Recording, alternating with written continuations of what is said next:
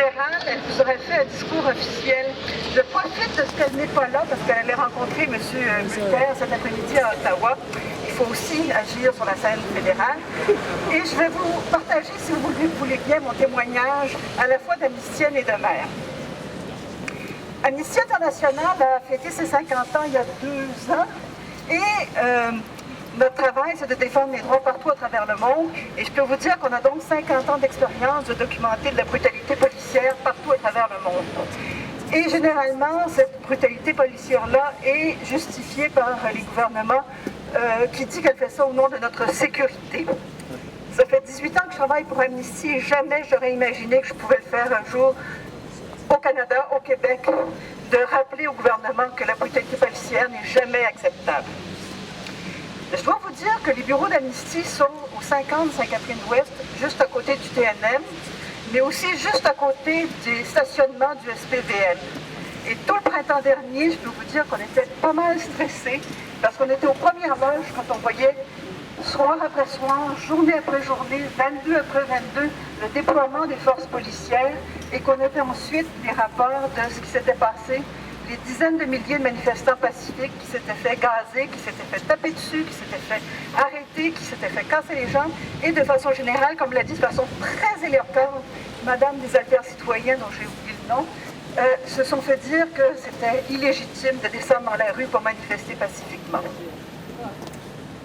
Les collègues qui sont ici pourraient témoigner, effectivement, c'était assez stressant.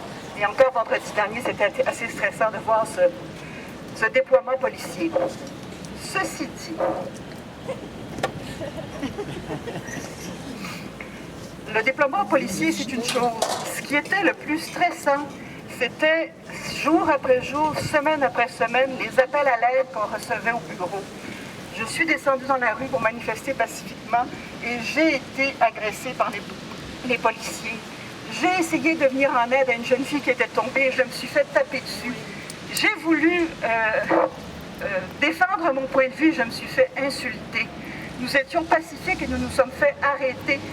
Jour après jour, semaine après semaine, ce sont les échos que nous recevons au bureau et c'était Amnesty International, faites quelque chose. Je ne sais pas si d'autres organisations ont aussi eu l'envers de la médaille, des gens qui ne comprenaient rien et qui nous disaient je ne vois pas pourquoi Amnesty International s'en mêle. Alors, je termine ici mon témoignage. Nous nous en mêlons.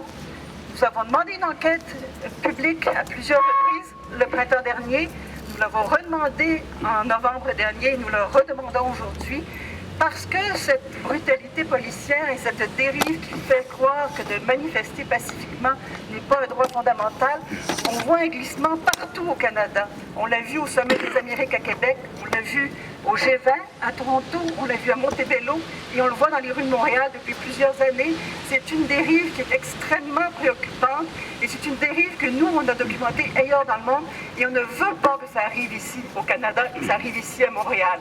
Alors, c'est inacceptable que les victimes restent sans possibilité de réparation, que les personnes qui ont commis des actes de brutalité policière ne soient pas poursuivies en justice et surtout qu'on n'envoie pas un message très fort qu'au Canada, qu'au Québec, la liberté d'expression est un droit qui sera respecté et que de manifester pacifiquement, c'est un droit fondamental et que notre démocratie a besoin de gens qui descendent dans la rue parce que c'est comme ça que la société évolue et c'est comme ça qu'on bâtit notre démocratie.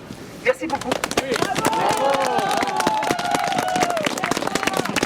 J'ai oublié mon témoignage de mère. Je voulais juste vous dire qu'un soir du mois d'avril, le 7 avril, j'avais entendu des bruits comme quoi la manifestation allait être importante et mon fils était dans cette manifestation-là et je suis allée dans la manifestation pour être à ses côtés, même s'il a 20 ans et qu'il est 2 fois plus costaud que moi.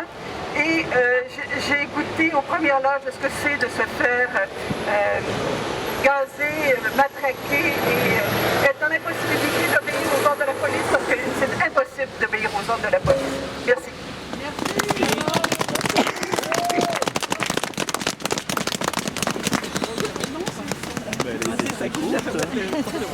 Merci.